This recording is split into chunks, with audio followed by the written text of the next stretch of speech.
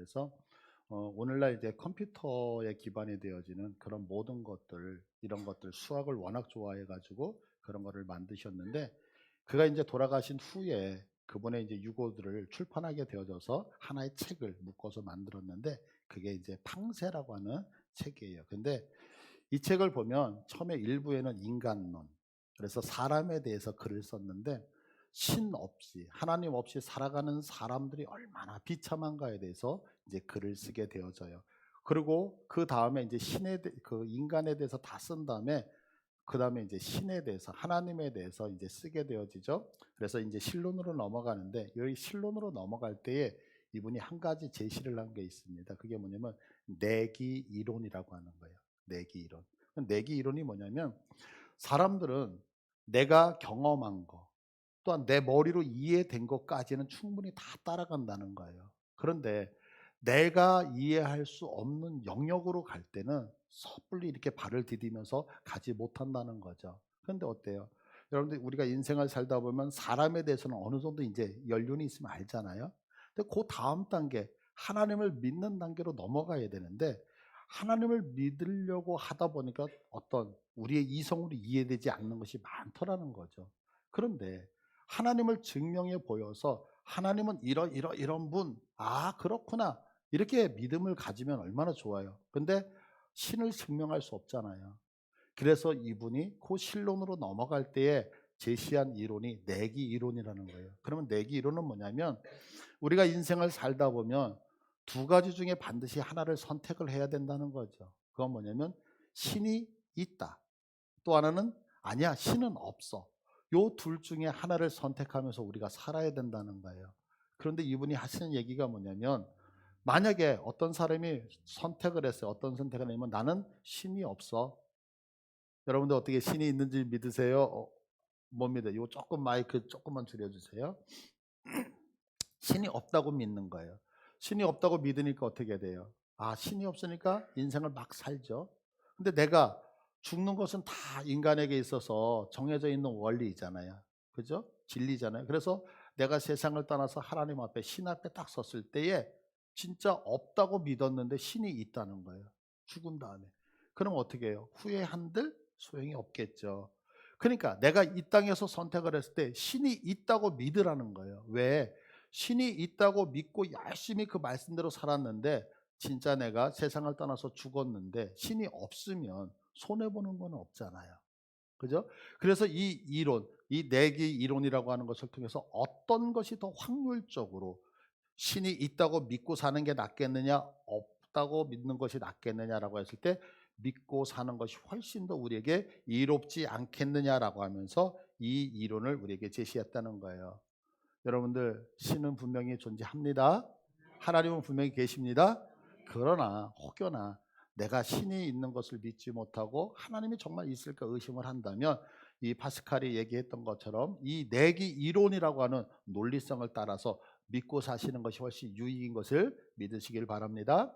근데 성경은요, 이렇게 설명하고 있어요. 성경은 하나님이 있기 때문에 하나님이 없다고 말하는 자를 향하여 어리석다라고 말을 하고 있다는 거예요. 여러분, 하나님은 분명히 계셔요. 그러니까 여러분들이 이 시간에 마음을 여시고, 혹 여러분이 믿지 못하겠다면 있다고 믿고 가시는 것이 유익이니까 그런 마음으로 가셨으면 좋겠어요. 자, 그런데 성경은 이렇게 얘기하는 것뿐만이 아니라, 오늘 우리가 교동문에서도 읽었는데요, 하나님이 있다고 믿는 것까지는 가는 분들이 있어요. 그런데 예수님이 부활하셨느냐라고 했을 때, 아, 나 부활은 못 믿어라고 하는 분이 있다는 거예요. 그래서 이런 자들을 향해서 성경은 아주 단호하게 이야기를 해요. 뭐라고 얘기하냐면, 고린도전서 15장 17절을 보면 이렇게 설명하죠. 그리스도께서 다시 살아나신 일이 없으면 너희의 믿음도 헛되고 너희가 여전히 죄 가운데 있을 것이요, 또한 그리스도 안에서 잠자는 자도 망하였으리니, 만일 그리스도 안에서 우리가 바라는 것이 다만 이 세상의 삶뿐이면 모든 사람 가운데 우리가 더욱 불쌍한 자이러라. 여러분, 우리가 예수님이 이 땅에서 부활하신 거 믿잖아요. 그런데 어떤 사람 중에는 하나님을 믿는다고 하면서도 부활을 부정하는 사람이 있다고 성경은 얘기해요. 그런데 그들을, 성경은 뭐라고 얘기했어요? 만약에 우리가 부활이 없다면 이 세상에서 살아가는 우리가 인생 속에서 제일 불쌍한 자들이라는 거예요. 왜 불쌍한 자들일까요? 이유가 있죠. 여러분 지금 이 시간에 예배드리겠다고 이 시간에 와 계시잖아요. 그죠? 근데 우리가 죽으면 끝나.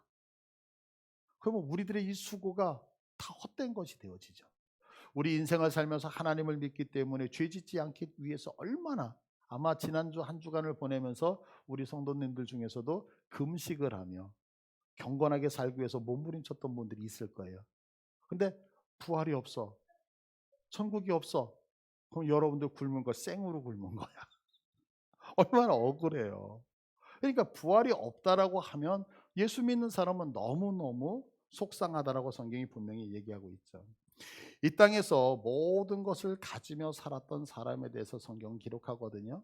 누구냐면 솔로몬이죠. 생각해 보세요. 여러분, 솔로몬 돈이 없었습니까? 어마어마하게 많았죠.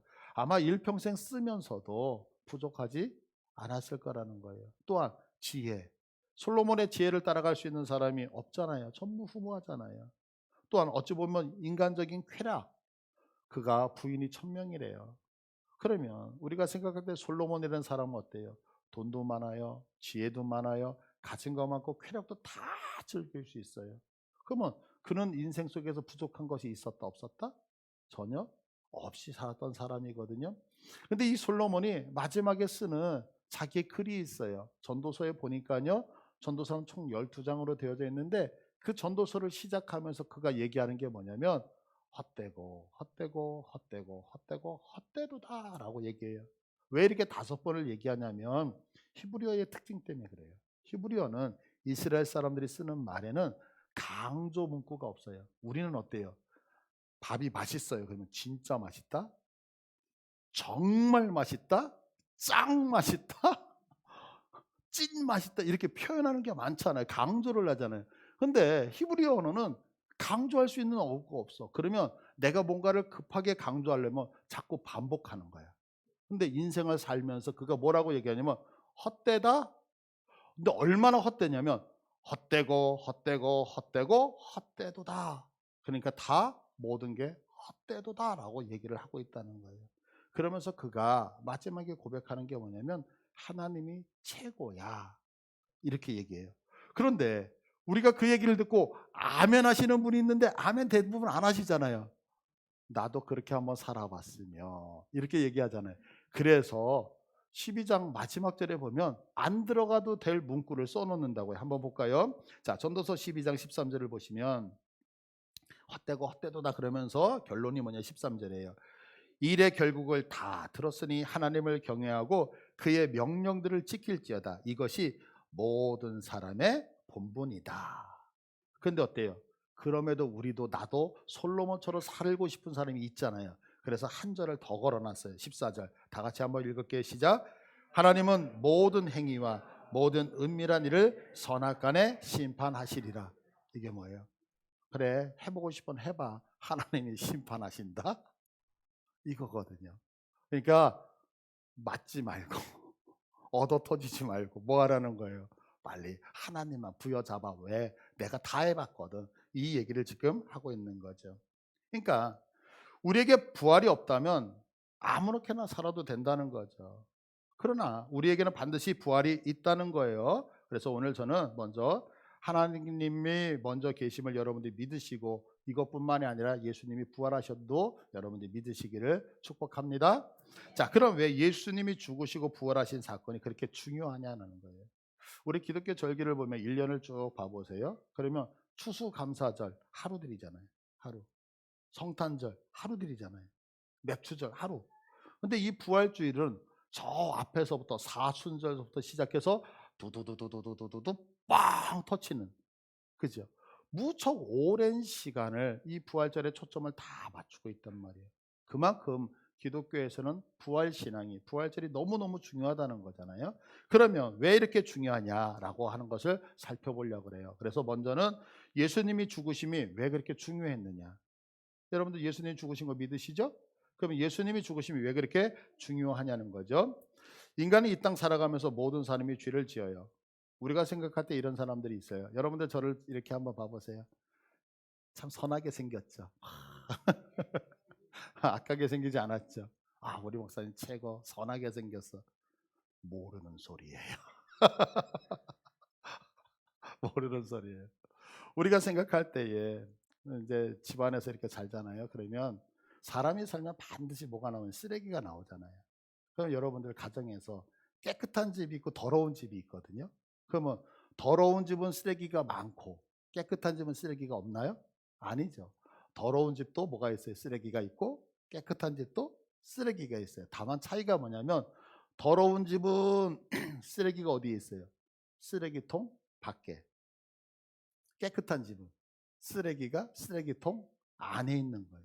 그러니까 깨끗한 집이다 더러운 집이다는 쓰레기가 없다가 아니라 쓰레기가 쓰레기통에 있느냐 쓰레기통 밖에 있느냐가 판가름을 하는 것처럼 인간이 선해 보이고 악해 보이는 것은 뭐냐면 죄가 있다 없다의 문제가 아니라 모든 사람은 다 죄가 있는데 그것을 바깥으로 표현했느냐 표현하지 않고 깊은 곳에 숨겨놨느냐의 차이만 있다라고 하는 거죠. 예를 들어서 이런 거예요. 세상에는 참 몹쓸 짓 하는 사람들 너무 많잖아요. 우리 뭐 뉴스 보면은요. 요즘은 뭐 사람 죽이는 거 너무너무 쉽게 죽이잖아요. 그죠? 그래서 무서운 게 사람이죠. 저하고 여러분 이렇게 떨어져 있잖아요. 무서워서. 정말 사람이 무서워. 뭐 이게 사람 목숨을 너무 아끼지 않는 것 같아요. 또 그것뿐만이 아니죠. 여성들에게 몹쓸 짓을 하는 자들 되게 많아요. 또한 기분 나쁘면 함부로 욕을 하고 뭐 짐을 뱉고 뭐 이런 것도 우리가 유튜브를 통하여 아니면 현상 속에서 많이 본단 말이에요. 그런데 우리 살인했나요? 아니면 우리가 뭐 지금 얘기했던 것도 몹쓸 짓을 했나요? 아니면 내가 화가 난다고 막 욕을 하나요? 그렇지 않죠. 그럼 우리는 착하냐? 그렇지 않는다는 거죠. 왜냐하면 성경은 뭐라고 얘기하냐면 너희가 그런 것을 행동으로 내가 누구를 죽이고 내가 누구의 몹쓸 짓을 하고 내가 어떤 행동을 하지 않았어도 마음에 품고 있으면 너희들이 행동한 거와 동일하다라고 얘기를 하고 있기 때문에 그래요. 분명히 우리는 살인하지 않았어요. 그러나 누군가를 죽이고 싶을 때는 있었어요. 우리는 누군가를 공격하면서 미워하지는 않았다고요. 그러나 미워하고 싶어하는 마음이 얼마나 많았는지 몰라요. 우리는 분명히 무엇인가를 하면서 주님 앞에서 교만하고 싶어서 나를 자랑하고 싶었던 그런 행동을 하지 않았을지 모르지만 나도 모르게 나를 드러내고 싶은 마음이 있었다는 거죠. 근데 성경은 뭐라고 하냐면 내가 살인하지 않았어도 누군가를 죽이고 싶어 하는 마음이 있었으면 그 사람은 살인한 자와 동일하다. 내가 누군가를 미워하지 않았어도 미워하고 싶어하는 마음이 내 안에 있었으면 그 사람은 미워하는 자였다라고 이야기를 하고 있는 거죠. 그래서 성경은 모든 사람이 뭐예요? 죄를 지었다. 그래서 모든 사람에게 사망이 이르렀다라고 이야기를 하는 거예요. 자, 여러분들 여기서 중요한 게 있어요. 우리는 이렇게 생각해요. 사람이 죽는 이유가 뭐냐면 병으로, 아파서, 연약해서, 사고로.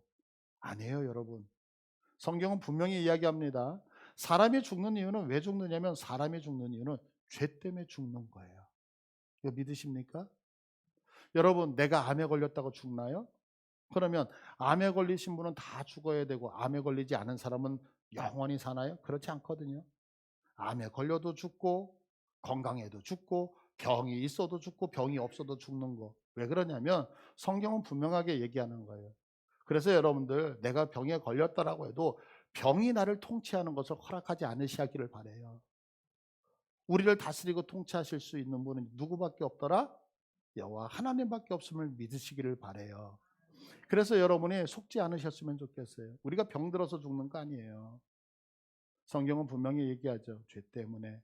그러면 우리의 생명은 언제? 사명이 끊어지면.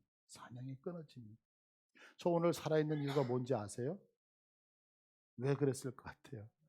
오늘 설교해야 되거든요. 제가 만약에 오늘 하나님이 부르셨다면 우리 교회는 오늘 참 방황했잖아요.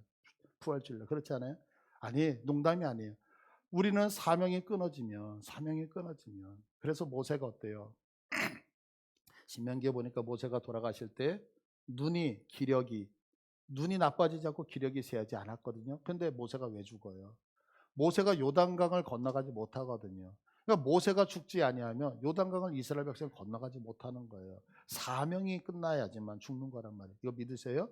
그러니까 여기 계신 우리 어르신들 사명이 있으면 절대로 하나님이 나를 부르지 않으신다는 거. 그래서 날마다 내가 주님 앞에서 사명을 찾으셔야 되는 거예요.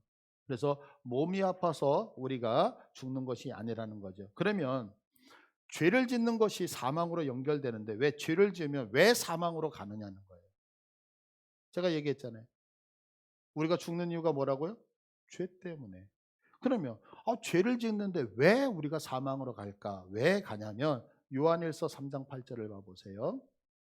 죄를 짓는 자는 누구에게 속았다? 죄를 짓는 자는 마귀에게 속했다. 자, 정리하세요. 죄를 짓는 자는요. 어떤 죄가 됐든지 죄를 지면 누구에게 속한다? 마귀에게 속해요. 자, 히브리서 2장 14절을 보시면요. 자녀들은 혈과 육에 속하였음에 그도 또한 같은 모양으로 혈과 육을 함께 지니심은 죽음을 통하여 죽음의 세력을 잡은 자 곧 마귀를 멸하시며, 이게 예수님이 십자가 사건을 통하여 마귀를 멸하시는데 뭐라고 설명하냐면 죽음의 세력을 잡은 자 곧 마귀. 죽음의 세력을 잡았다는 얘기는 뭐냐면 죽음의 세력을 소유한 자 마귀. 죽음이라고 하는, 사망이라고 하는 건 누가 가지고 있는 거다? 사단이. 보세요. 이게 무슨 얘기냐면 보세요. 죄를 지면 우리가 누구에게 속한다 그랬어요? 마귀. 근데 마귀는 무엇을 갖고 있어요? 죽음을 갖고 있어요. 여러분들, 제가 여기 있는데 오늘은 양복을 입었지만 만약에 제가 머리부터 발끝까지 페인트 칠을 했다고 생각해 보세요. 빨간색 페인트 칠. 빨간색. 어떻게 상상이 좀 되시나요? 제 얼굴? 근데 제가 여러분들 오늘 부활주일날 이렇게 예배드려 오신 분이 너무너무 예쁜 거예요. 그래서 와, 반가워요. 그래서 제가 여러분을 꼭 안아드렸어요. 그리고 잠깐 떨어졌어요. 그랬을 때에 제 빨간색으로 칠했던 페인트가 여러분에게 묻는다 안 묻는다? 왜 묻을까요? 저와 포옹을 했기 때문에 묻는 거죠. 조금 전에 죄를 지면 우리는 누구에게 속한다? 마귀에게. 근데 마귀가 근본적으로 무엇을 갖고 있느냐면 사망을 주고 있는 거예요. 그래서 내가 마귀와 딱 붙는 순간에 그 사망이 나에게 묻을 수밖에 없다라고 성경은 얘기를 하는 거죠. 그래서 죄를 지으면 우리는 마귀에게 속하게 되고 마귀에게 속했기 때문에 죽음의 세력이 우리에게 임하는 거예요. 그래서 죄의 값은 사망이다라고 성경이 말씀하고 있는 거죠. 그러면 이런 질문이 있죠. 목사님, 죄를 안 지으면 안 죽나요? 예, 죄를 지으면 안 죽죠. 죄를 지으면 안 죽는 거예요. 근데 문제는 우리가 죄를 안 지을 수 있나요? 본질적으로 안 되잖아요. 그럼 왜 안 되느냐? 자, 요한복음 8장 44절을 보니까 너희는 너희 아비 마귀에서 났으니 너희 아비의 욕심대로 너희도 행하고자 하느니라. 우리의 출생을 어디서? 우리는 마귀에서 났다는 거예요. 자, 여기에 제가 잘 모르지만 혹시 여러분들 국적 중에 나는 한국에서 태어났는데 미국 국적을 갖고 있다. 있나요? 없죠. 왜냐하면 내가 한국에서 태어나면 자동적으로 한국 국적을 갖고 있는 거죠. 근데 아담이 죄를 범한 다음에 우리는 다 아담 허리 안에 있었기 때문에 어떻게 돼요? 아담이 지은 죄로 인하여서 이제는 태어나면서부터 누구에게? 마귀에게서 났다라고 성경은 얘기를 하고 있는 거죠. 그러니까 우리 인생이 누구에게서? 마귀에게서 났어요. 그래서 마귀가 갖고 있는 욕심을 따라서 우리도 행할 수밖에 없다는 거예요. 그 개 있죠, 개. 개. 그 개 말고 바닷가에 있는 개. 아빠 개가 자녀들 개를 딱 집합을 시켰어요. 집합! 자, 너희들 오늘서부터 아빠가 걷는 훈련을 시키겠다. 앞으로 가! 그러니까 개가 옆으로 착착착착 가더래요. 그래서 그거 말고 앞으로 가라고 얘기했잖아. 자, 다시 정렬. 앞으로 가! 그러니까 착착착착 가더래요. 그래서 아빠가 그랬다는 거예요. 내가 시범을 보여줄게. 앞으로 가는 건 이렇게 가는 거야? 착착착. 여러분들 왜 그럴까요? 개는 본질상 개예요. 내가 열심히 걸으면 옆으로 가는 거예요. 맞죠? 왜? 여러분, 우리가 지렁이 있잖아요, 지렁이. 지렁이가 조그만 새끼 지렁이가 있는데 잘 먹어요. 포동포동 살이 쪄요. 어느 정도 크기가 되니까 자, 이제는 너는 지렁이가 아니라 너는 독사가 되라. 구렁이가 되라. 그래서 신분이 변화되나요? 아니라는 거죠. 구렁이는 처음부터 구렁이가 구렁이 되는 거죠. 본질상 우리들이 마귀의 자녀라고 하는 얘기는 우리가 아무리 수고하고 노력해도 어떻게 욕심대로밖에 살 수 없다라고 얘기를 하는 거예요. 그래서 이 마귀의 욕심을 따라 살기 때문에 성경은 우리들에게 이렇게 설명하는 거예요. 갈라디아서 5장 17절에 보니까 육체의 소욕은 우리들이 인생을 살면서 생각하는 모든 것들, 육신이 갖고 있는 소욕은 성령을 거스리고 성령은 육체를 거스리나니, 이렇게 설명을 해요. 그러면서 한번 들어보세요, 여러분. 익숙하실 거요. 자, 18절 제가 읽습니다. 너희가 만일 성령의 인도하시는 바가 되면 율법 아래 있지 아니하니라. 19절 육체의 일은 분명하니 음행과 더러운 것과 호색과 20절 우상 숭배와 주술과 원수 맺는 것과 분쟁과 시기와 분냄과 당짓는 것과 분열함과 이단과 21절 투기와 술 취함과 방탕함과. 이거 여러분도 좀 낯서세요? 익숙하세요? 익숙하지 않으세요? 저는 이 성경 육체의 소욕대로 만들어지는 걸 보면 그렇게 낯설지가 않아요. 보세요. 우리 아내 되시는 분들 한번 생각해 보세요. 오래간만에 남편이 왔는데 이제 내가 힘들어. 그래서 이렇게 소파에 앉아가지고 몸이 아프니까 소파에 앉아가지고 여보 나 물 좀 갖다 줘. 아니면 나 밥 좀 차려줘. 이렇게 얘기했을 때 남편이 아내를 위해서 밥을 차려주면 와, 우리 남편이 나를 위해서 밥도 차려주네. 고맙다 이런 생각이 드세요? 아니면 저 인간이 지금까지 살면서 저것도 못해 그러면서 우라통이 올라와요. 아파도 내가 차리는 게 속 편하지. 예? 어떤 분이 그러더라고요. 남편이 공직사회에 있다가 은퇴를 하신 거예요. 그래가지고 아내를 돕겠다고 오래간만에 설거지. 그래서 이게 아내가 이제 뭐 이렇게 기름으로 이렇게 뭐 볶아줘가지고 점심을 먹고 여보 내가 설거지를 해줄게. 그 설거지를 했는데 그 후라이팬을 그 쇠솔 있잖아요. 쇠솔. 그걸로 박박 문질렀다는 거예요. 깨끗이 닦는다고. 그래가지고 이 후라이팬이 보통 검은색이잖아요. 그게 흰색이 날 때까지 칭찬을 받았을까요? 욕을 바가지로 드셨을까요? 그 다음서부터 그러더라고요. 다시는 설거지를 안 시키겠다고. 남자들이 그래요. 남자들이. 제가 제 아내를 무척 사랑하잖아요. 아내가 집을 비운 사이에 내가 냉장고를 청소해 주리라. 냉장고를 보니까요. 진짜 몰랐어요. 썩은 김치가 있는 거예요. 그래가지고 그걸 다 담아가지고 갖다가 버렸어요. 아내가 왔어요. 여보, 묵은지가 다 어디 갔어? 묵은지가 뭐야? 아, 여기 있다. 내가 썩어서 다 버렸는데 그게 썩은 게 아니라 가보로 물려오는. 남자들이 다 이래요. 그거 보면서 올라오잖아요. 뭐가 분노가 올라오잖아요. 이게 본성이란 말이에요. 익숙한 거. 그러니까 인간이 갖고 있는 육체적인 생각은 다 어디로 가느냐? 하나님과 다 반대로 간다. 성경은 이렇게 얘기를 하고 있죠. 그래서 21절 끝에 보세요. 뭐라고 해요? 이렇게 육신의 생각을 가지고 일하는 사람은 하나님의 나라를 유업으로 받지 못한다. 왜 받지 못해요? 육체의 소욕은 마귀의 욕심을 따라 나타나는 것이기 때문에. 그래서 성경은 내가 구원받기 이전의 모습을 이렇게 설명한다고요. 에베소서 2장 2절을 봐보세요. 그때의 너희는, 구원받기 이전의 너희는 그 가운데 행하여 이 세상의 풍조를 따르고 공중의 권세 잡은 자를 따랐으니 곧 지금 불순종의 아들들 가운데서 역사하는 영이다. 불순종의 아들. 우리가 하나님 앞에 이렇게 불순종하잖아요. 그럼 우리는 그냥 단순히 불순종하는 것 같은데 불순종하는 아들들 가운데 뒤에서 뭐 역사하는 영이 있다라고 성경은 기록하죠. 그러면서 뭐라 그래요? 3절. 전에는 우리도 다 그 가운데서 우리의 육체 욕심을 따라 지내며 육체와 마음에 원하는 것을 하며 다른 이들과 같이 본질상 진노의 자녀였더라라고 얘기를 하는 거예요. 그래서 우리가 생각하는 것, 우리가 행하는 모든 것들이 하나님이 기뻐한다, 안 기뻐한다? 안 기뻐한다. 그래서 어떻게 돼요? 예수님이 죽으셨습니다. 예수님의 죽으심 속에 우리의 신앙 고백이 들어가는 거예요. 예수님이 어떻게 돌아가셨어요? 십자가에서. 자, 막혔어요. 그래서 예수님의 이 십자가의 고백 속에 갈라디아서 5장 24절을 보니까 이렇게 설명하죠. 그리스도 예수의 사람들은, 우리들은 육체와 함께 그 정욕과 탐심을 십자가에 못 박았다. 우리가 지금까지 이 손으로 지은 죄가 얼마나 많이 있어요. 그런데 이 손을 예수님과 함께 십자가에 못 박은 거예요.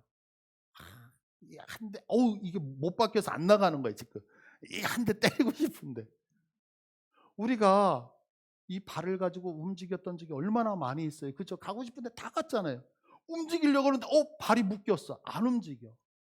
우리가 머릿속에서 생각했던 게 얼마나 많이 있어요. 그런데 가시관으로 꾹 눌러가서 생각하지 마. 아무 생각 마. 그러니까 꼼짝없이 묶여버린 거예요. 이게 뭐냐면 예수님의 십자가 사건이라고 얘기하는 거죠. 그래서 우리가 이제는 우리의 모든 생각을 십자가에 못 박았기 때문에 이제는 우리가 하나님 안에서 이제 그 세상 마귀가 주는 생각에서 자유한 자가 될 수 있었다라고 얘기를 하는 거예요. 자, 그런데 이제 우리의 모든 거 다 못 박힌 거 믿으시죠? 문제가 됐어요. 근데 예수님이 죽었어요. 나도 죽었어요. 그럼 끝이잖아요. 그럼 죽으면 돼요, 안 돼요? 죽으면 안 되잖아요. 뭔가 새로운 기회가 있어야 되는데 깨끗해졌다, 죽었다, 여기서 끝나면 안 되잖아요. 그래서 우리가 복음을 얘기할 때, 기독교의 복음을 얘기할 때 예수님의 십자가 사건만을 얘기하면 반쪽짜리가 되어지는 거예요. 왜? 깨끗해졌어요. 죽었어요. 그런데. 근데 그게 아니라 어떻게 돼요? 깨끗해지고 죽은 다음에 무엇 해야 되냐면 새롭게 일어나서 인생을 살아야 될 거 아니에요. 그래서 예수 그리스도의 십자가 사건과 함께 부활이 함께 가야 되는 것을 믿으시길 바라요. 그래서 예수님의 십자가만 강조하면 그것이 분명히 우리를 위한 구원의 초석이 되어지지만 그러나 반쪽짜리가 되어지는 거예요. 이제 부활이라고 하는 것은 뭐냐면 다시 새롭게 무엇인가를 허락하신 기회라고 하는 거죠. 근데 여기서 문제가 하나가 생겼어요. 여러분, 오늘 예수님 부활하셨습니다. 근데 기쁘세요? 와, 정말 기쁘세요? 얼마만큼 기쁘세요? 엄청나게 기쁘세요? 할렐루야, 감사합니다. 제가 다리가 참 이렇게 오래 가죠. 그래서 주일로 이렇게 3주째 제가 다리를 쩔뚝거리고 있잖아요. 근데 이 아픈 다리를 별거 아니었는데 이제 주사를 맞으면서 조금 부작용이 생겼던 것 같아요. 이 10일 동안 질질 끌고 다니면서 느낀 것이 2가지가 있어요. 하나는 건강하다는 것이 얼마나 귀한지를 깨달았어요. 또 한 가지는 정말 우리 어르신들한테 감사해요. 우리 교회 이렇게 3층까지 올라오시는 게 이게 쉽지 않다는 것을 제가 그동안 마음으로 못 느꼈어요. 너무 힘드시죠? 그래서 제가 앞으로 엘리베이터가 생길 때가 업고 다니려고. 이 3층이 쉽지 않다는 거 참 너무너무 감사합니다. 목발을 짚고 올라오는데 3층까지 올라오면서 몇 번을 쉬었는지를 몰라요. 올라오면서 쉬고 올라오면서 쉬고 힘들다 힘들다 힘들다. 제가 그렇게 느낄 수 있었던 것은 뭐냐면 아팠기 때문에 아파 보니까 건강이 얼마나 귀한지를 알게 되더라고요. 배고파 보지 않았던 사람은요 한 끼 식사에 대한 귀함을 모르죠. 죄라고 하는 것 때문에 몸부림치 보지 않았던 사람은 죄를 용서받는 것이 어떤 의미인지를 잘 모르는 거죠. 내가 빚에 쪼들려서 누군가로부터 채권자로부터 그 채무를 갚아야 된다는 압박을 당해본 사람만이 누군가 나를 탕감해 줄 때 그 기쁨이 있는 거잖아요. 오늘 성경 본문을 보시면 20절에 이 말씀을 하시고 예수님께서 이제 나타나셔서 이 말씀을 하시고 손과 옆구리를 보이시니 제자들이 주를 보고 기뻐하더라라고 해요. 기뻐하더라. 근데 여기서 기뻐했다는 이것이 어디에 한 번 더 쓰이냐면 이제 목자들이 잃은 양이 있잖아요. 양을 쳤어요. 양을 쳤는데 이스라엘은 우리처럼 이렇게 길이 좋은 데가 아니거든요. 막 계곡이거든요. 그러다 보니까 웅덩이 같은 데 양이 빠지거나 그러면 사실 찾을 수가 없는 거죠. 왜? 동굴이 너무 많으니까. 근데 그 잃어버린 양이 있는데 목동들은 가난하거든요. 근데 이 가난한 자들이 내 양들을 치면 상관이 없는데 남의 것을 위탁해서 기르거든요. 그러다가 양을 한 마리 잃어버리면 내가 그걸 갚아야 되는데 1년치, 2년치 월급을 모아서 그걸 갚는다고 생각해 보세요. 그러면 내가 지금까지 일한 것이 다 숲으로 돌아가잖아요. 그래서 양을 잃어버리면 해요. 한 가지 그냥 잃어버리면 땡. 이게 아니라 그 양을 찾지 아니하면 자기의 생존이 걸려 있는 거예요. 그래서 그 양을 찾기 위해서 나가서 부지런히 양을 찾다가 양을 찾았어요. 그랬을 때 기쁠까요? 안 기쁠까요? 기쁘죠. 그때 기쁨을 한번 표현해 보세요. 아, 기쁘다. 자, 잃어버린 양을 찾았어요. 그때 여러분들 한번 그 기쁨이 어떠실 것 같아요? 이거 느껴지시죠?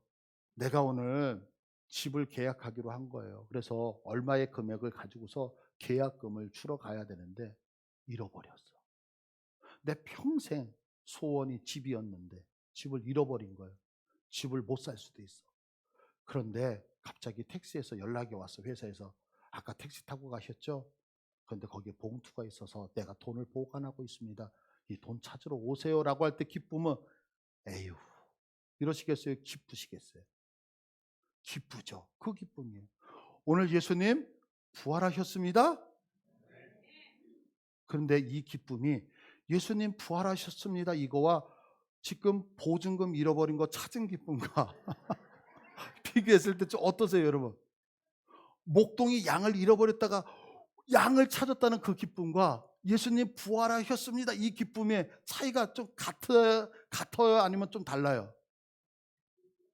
이게 이제 문제라는 거죠. 그렇잖아요. 몇십만 원, 몇백만 원, 몇천만 원, 몇 억이라고 하는 돈을 찾아도 이러는데 예수님 부활하셨습니다 그러는데 어떻게 이렇게 앉아서 예수님 부활하셨대? 왜 그럴까라고 하는 거죠. 우리는 부활의 이야기를 많이 하잖아요. 근데 그 부활이 너무너무 귀한데 왜 양 한 마리를 잊었다 찾은 기쁨보다도 덜하고 내가 집을 살려고 보증금을 갖고 가다가 잃어버린 돈을 찾은 것보다도 그 기쁨이 덜하느냐 이거죠. 그런데 오늘 성경의 제자들은 예수님을 보고 기뻐했는데 어느 정도로 기뻐했느냐면 내가 집을 산 것처럼 내 자녀가 결혼을 한 것처럼 잃어버린 것들을 찾은 것처럼 기뻐했다라고 성경은 지금 기록하고 있거든요. 그러면 이들이 이렇게 기뻐할 수 있었던 것은 무엇 때문이었을까 생각을 하다가 한 가지를 알게 되어졌다는 거예요. 그건 뭐냐면 이들은 주님이 전부였거든요. 이들이 예수님을 쫓아다녔잖아요. 그것이 우리처럼 믿음이 있어서 쫓아다니는 건 분명히 아니었어요. 그러나 지금 이 제자들은 예수님에게 모든 인생을 올인했던 거예요. 그래, 내가 저 예수만 따라다니다가 예수의 정권이 생기면 내가 좌의정하고 우의정하고 그래서 내가 이제 정권의 중요 인물이 되겠구나. 지난주에 종려주일날 주일을 그 예루살렘 성으로 갈 때에 백성들이 막 환호하는 모습을 보면서 제자들은 너무 우쭐했을 거야. 이제 예수님의 때가 왔단다. 그러면서 이제 기대가 마음껏 부풀어 올라서 예수님이 로마를 부셔버리고 이제는 왕 중에 왕이 될 것이라는 기대감이 있었는데 예수님이 목요일날 밤에 갑자기 잡혔어요.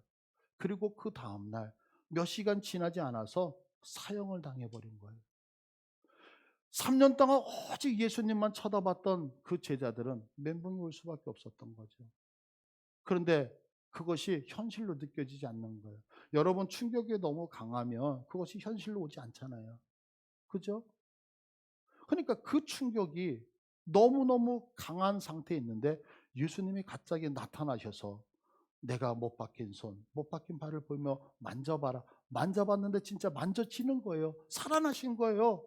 그러니까 이제는 예수님만 봤던 그들에게 사라졌던 예수님이 다시 한번 나타나니까 제자들은 너무너무 기뻐할 수밖에 없었다는 거예요. 여러분, 이 기쁨이 우리들에게도 있기를 원해요. 그러기 위해서는 예수님이 정말 기쁨이 되기 위해서는 한 가지, 정말 우리들의 인생 속에서 나는 예수님 외에는 다른 것이 없다라고 얘기하는지요.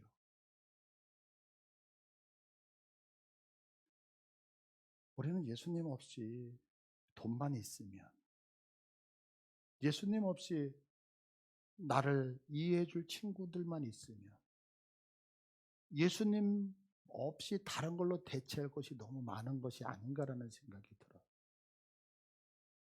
그러다 보니까 예수님이 없어도 별로. 예수님이 다시 나타나도 감격이 별로.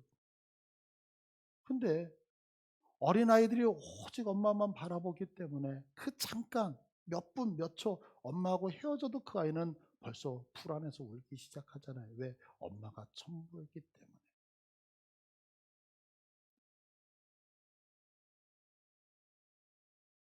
제가 성경을 묵상하면서 이런 생각이 들었어요. 예수님이 십자가에서 못 박히시고 운명하실 때에 하늘이 어두워졌다 그랬어요.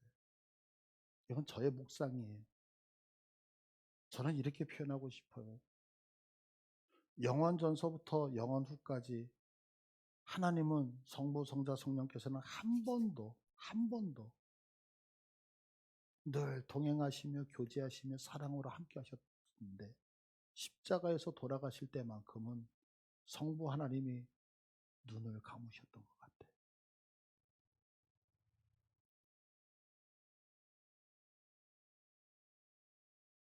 여러분,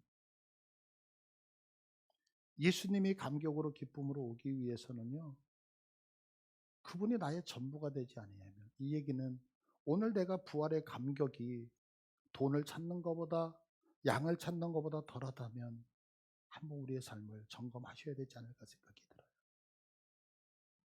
그런데요, 이렇게 기뻐하는 제들에게 예수님은 평강을 빌어주면서 말씀하셔요. 오늘 보면 21절이죠. 예수께서 이르시되 너에게 평강이 있을지어다. 아버지께서 나를 보내신 것 같이 나도 너희를 보내노라. 이 말씀을 하시고 그들을 향하여 숨을 내쉬며 이르시되 성령을 받으라. 두 가지를 명령하셔요. 첫 번째 21절을 보니까 아버지께서 나를 보내신 것 같이 나도 너희를 보내겠다. 그리고 두 번째는 22절에 숨을 내쉬며 이제 성령을 받으라. 이렇게 얘기를 하고 있는 거예요.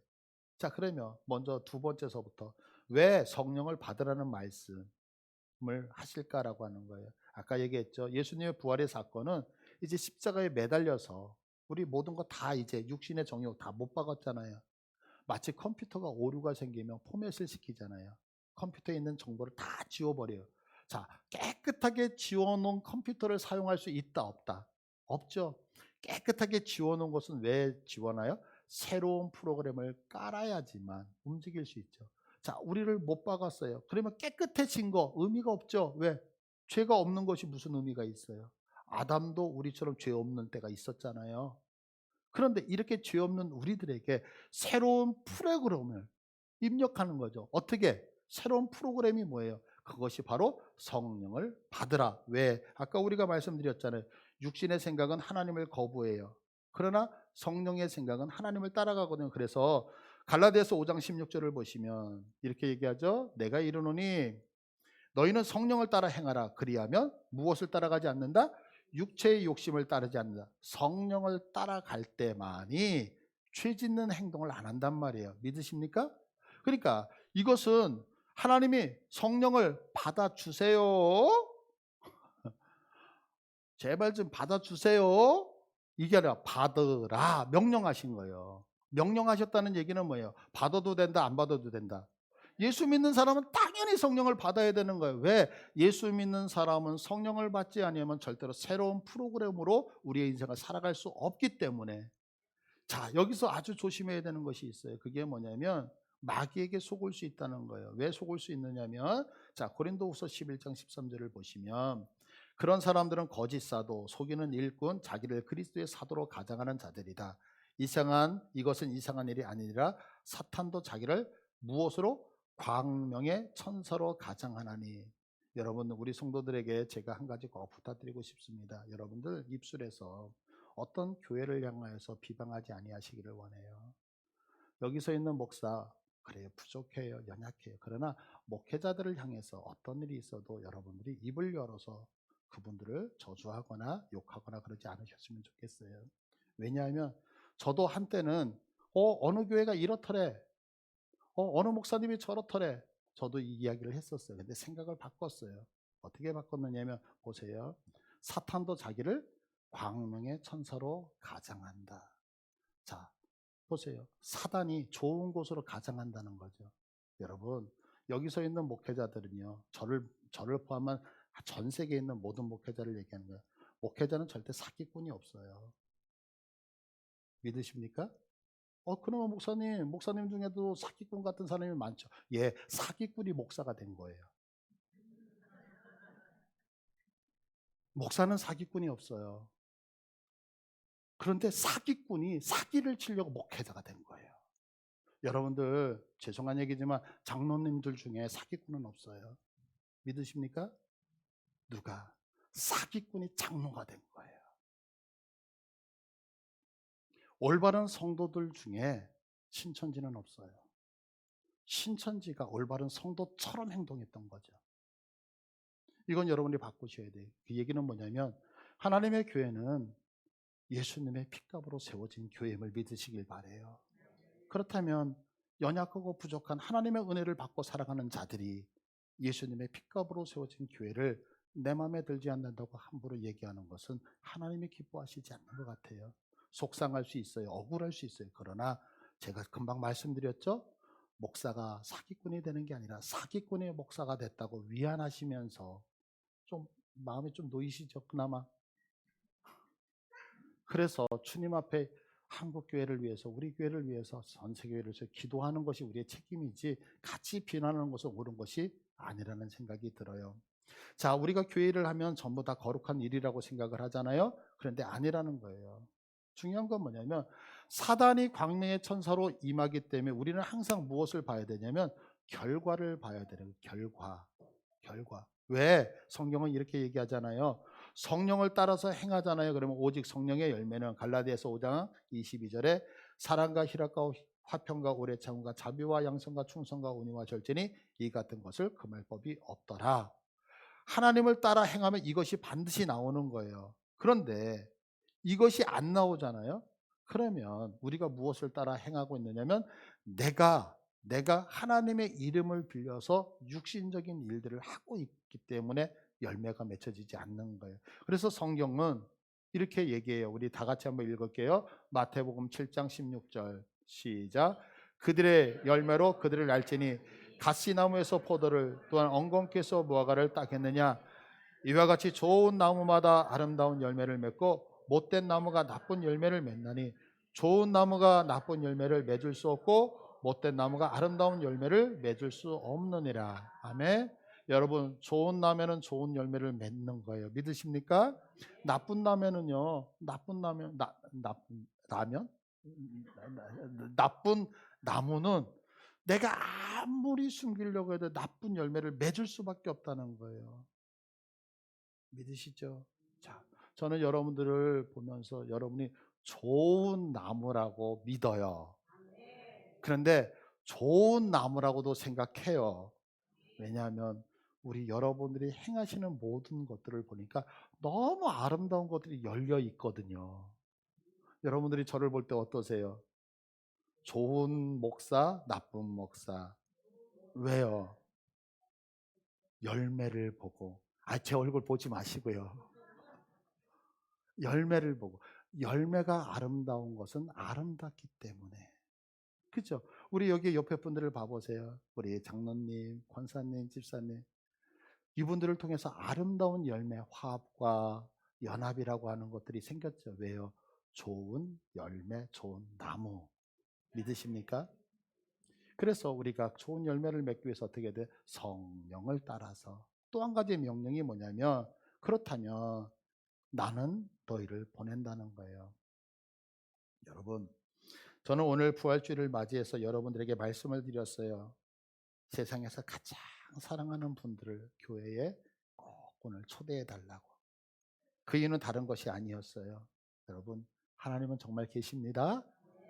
우리는 모두 하나님 앞에 죄인이에요. 죄인이라고 하는 것은 형벌을 받는다는 얘기잖아요. 법원에서 판결을 해요. 너 사형이라고 한다 그래서 그 자리에서 빵! 그래서 총살당하는 경우는 없다고요. 그렇지 않아요? 그런데 사형이라고 해서 내가 살아간다라고 해서 그게 산 건가요? 아니죠. 내가 알지 못하는 시간에 그 사형이라는 것이 집행되어지면 내 생명은 끊어질 수밖에 없는 거죠. 우리도 지금 이 시간에 모두 심판의 판결을 받았다고 성경은 얘기해요. 요한복음 3장 16절을 한번 볼까요? 보세요. 하나님이 세상을 이처럼 사랑하사 독생자를 주셨는데 이는 그를 믿는 자마다 멸망하지 않고 영생을 얻게 하려 하심이라. 하나님이 그 아들을 세상에 보내신 것은 세상을 심판하려 하심이 아니요 그로 말미암아 세상이 구원을 받게 하려 하심이다. 18절 다 같이 읽습니다. 그를 믿는 자는 심판을 받지 아니하는 것이요 믿지 아니하는 자는 하나님의 독생자의 이름을 믿지 아니함으로 벌써 심판을 받은 것이다. 여러분, 심판은 하나님의 나라에서 받는 게 아니라 이미 심판은 우리에게 주어졌어요. 왜? 벌써 우리에게는 무엇이 징계를 당한다고 벌써. 보세요, 여러분. 사람은 언제 죽을지 아무도 몰라요. 때문에 내가 다음에 하는 순간에 내가 죽는다면, 다음에 하는 순간에 예수님께서 오신다면 우리는 영원히 꺼지지 않는 불못에 들어가서 고통을 당할 수밖에 없는 거죠. 그래서 기회는 지금인 거예요. 하나님의 은혜는 지금인 거예요. 여러분들 예수님 믿으시길 바랍니다. 그 예수님이 나의 모든 죄를 짊어지고 나와 함께 죽으셨음을 믿으시기를 바랍니다. 그리고 그 예수님이 오늘 다시 부활하심으로 인해 내게 다시 인생의 기회를 허락하여 주신 것을 믿으시기를 바랍니다. 그렇다면 이제 여러분 성령님을 영접하시고 새로운 프로그래밍을 가지고 제2의 인생을 살아가는 여러분 되기를 축복합니다. 성령님은 인격적이시거든요. 그래서 받으라 명령하셨어요. 받으라라고 명령했다는 것은 내가 줄 준비가 이미 되어졌다라는 얘기예요. 그래서 여러분들이 그 성령님을 요청하시고 받기를 원하신다면 성령님은 우리 가운데 오늘 오실 줄 믿습니다. 그래서 새로운 인생을 만드시는 이 부활의 은총을 여러분이 마음껏 누리시기를 축복합니다. 우리 이 시간에 찬송을 할